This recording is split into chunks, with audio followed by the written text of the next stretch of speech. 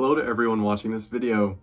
Thank you for being here. Today I'm going to be talking about the Outer Space Treaty and basically what it means for the future of both space exploration as well as the human race as a whole, its significance especially nowadays, and the different histories of the actual Outer Space Treaty itself.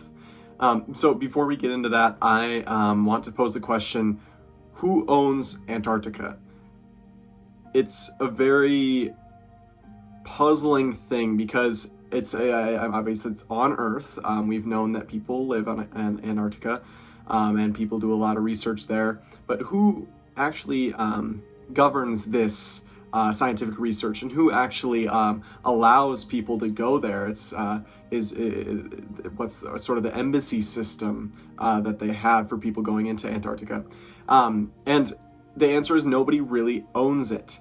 It's part of the Antarctic Treaty System, which is composes of many different articles, many different declarations as a whole, but it essentially says that the Antarctic Treaty puts in place principles for the governance of this region, including freedom of scientific investigation and the exchange of scientific findings, non-militarization of Antarctica and the Southern Ocean, and accommodating the positions of all parties on issues of sovereignty.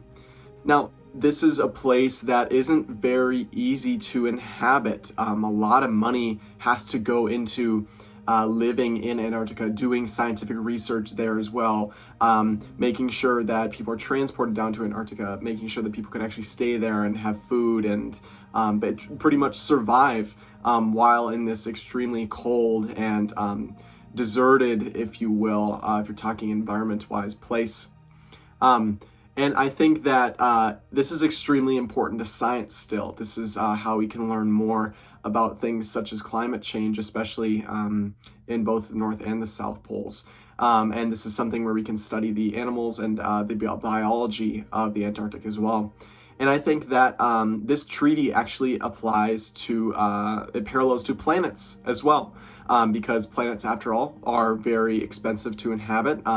They take a while to actually get there. We don't know a ton about to the extent of what we're going to have to do to end up living on these planets, to end up doing consistent research on these planets.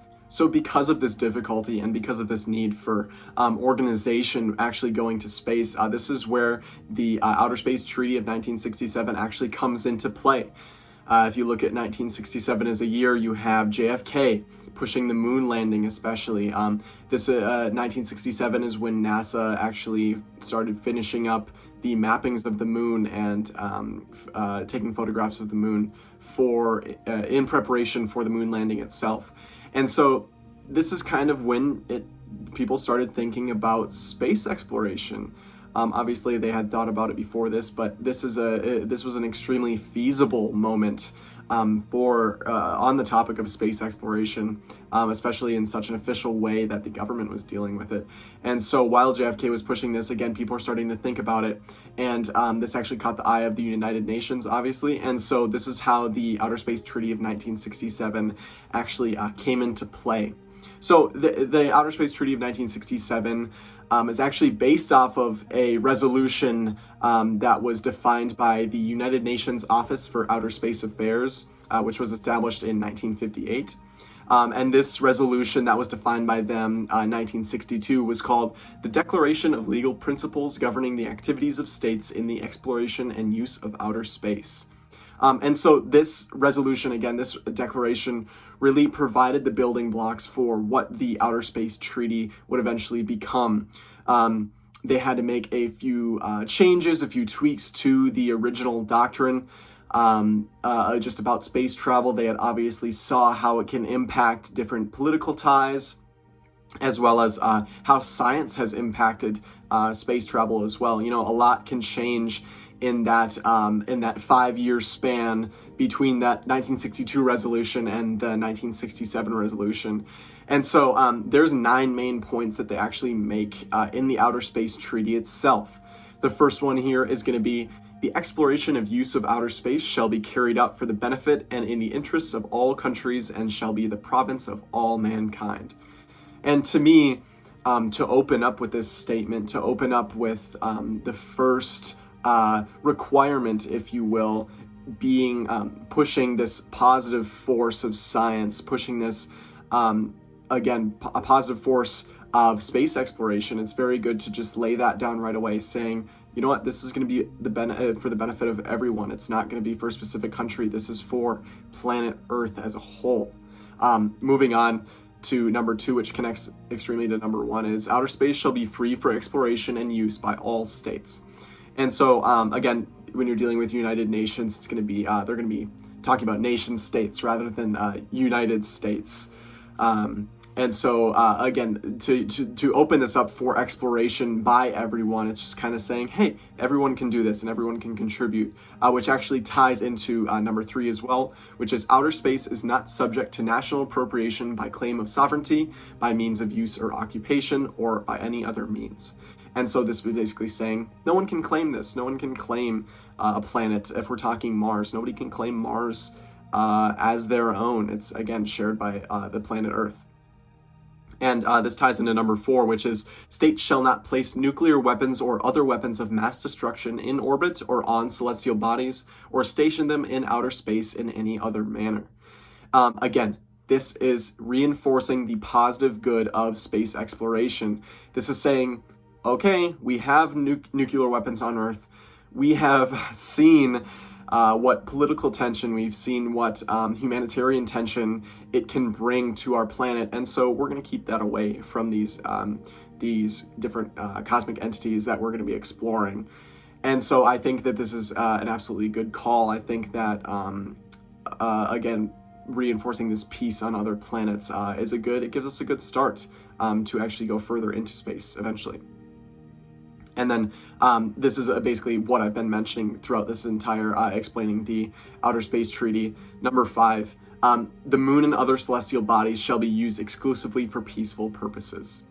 So again, this is going to be to ensure our future before we even have to go into space exploration, before we actually start exploring other planets. I don't like to think of it as a plan B if we destroy all our planet Earth. I don't think that this should be an alternative at all. I think it should just be a bonus.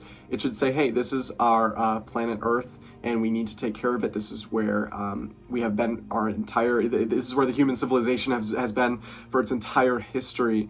And so the fact that we could possibly make a civilization on the moon, make a civilization on Mars, that's fantastic. But let that be a bonus. That shouldn't be, again, it should not be a plan B.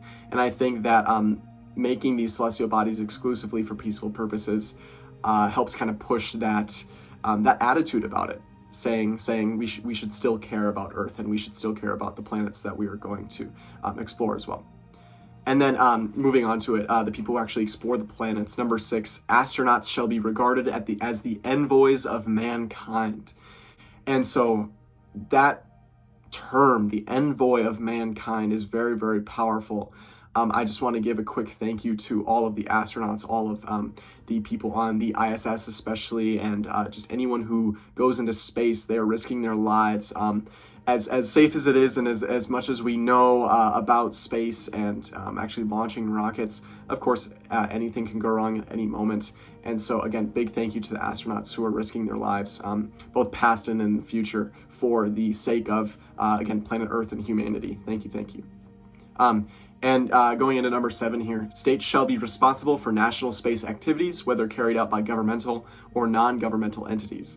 And so this is where something like SpaceX or things such as Blue Origin would tie in. And they are funded actually by the government. So again, things such as NASA as well.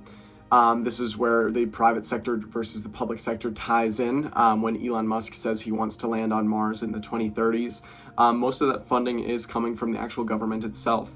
And so if SpaceX needs to explore a certain thing on Mars or on the moon, they are free to do that due to the Outer Space Treaty. And then in addition, states shall be liable for damage caused by their space objects. So this is going to be just basically a check and balance, if you will, of if these private entities and if these public entities can actually explore how they wish they have to be liable for this. They have to be liable for any damages to the planet, or either to other people's equipment, or overall well-being of the planet itself, as well as the people on the planet. They need to be held liable for that. In addition, states shall avoid harmful contamination of space and celestial bodies. We've seen what our contamination has done to the Earth. We don't want to be doing this to other planets. We don't want to be blasting on our junk into space and having that orbiting around our newfound planets. I think that overall, the making of the Outer Space Treaty of 1967 that has lasted for so long is going to come up with an importance. Again, like I said, people are going to be talking about it, especially with things that I mentioned, such as NASA, SpaceX, Blue Origin, wanting to get to Mars in the 2030s. There's going to be a lot of discussion about who can do what on these different planets and celestial bodies. And so one thing that I'm going to constantly be referencing is the Outer Space Treaty of 1967. I think that these rules are very important for nations and the planet to follow. And I think that this is going to be a document that's going to be looked at for years to come. If you are also interested in different things such as space exploration, I would recommend Lex Friedman, one of his podcasts with Dava Newman. She used to work at NASA. She's involved in some other space exploration things now. But that's basically a podcast just talking about the sciences of space exploration as well as the future. I would heavily recommend listening to that. That's actually inspired me to make this video. And I just want to say thank you for watching. Thank you for taking the time out of your day. Go ahead and leave a comment. I love reading them. And if you have any questions about space exploration or anything I talked about, I will link all of my sources in the description. And I will go ahead and answer comments in the comment section below. So thank you for watching, and peace out.